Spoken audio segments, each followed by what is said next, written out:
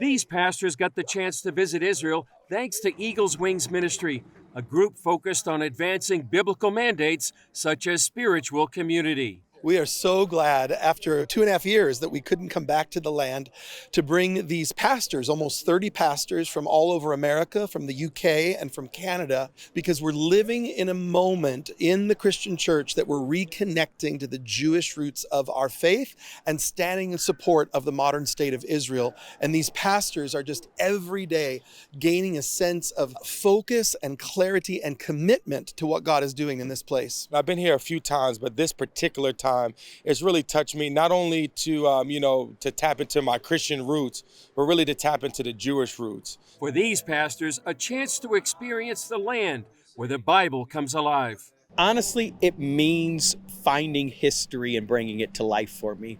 We read the Bible constantly. I preach from the Bible. Over these past 9 days, I've actually walked the Bible. At one point, the group gathered around a piano on the promenade and began spontaneous worship. I'm gonna build my life on you. I'm gonna build my life on you. I'm gonna build my life on you.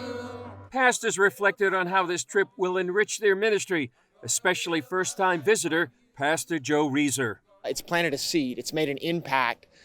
And I'm convinced of this, there's probably not an area of my ministry, my leadership, my future, my planning, my strategizing, that is not going to be impacted by the influence of the land and the people and what God is doing, not just what he has done historically, but what he is doing through this place. The pastors are having their paradigms shifted. They're having their hearts softened and awakened.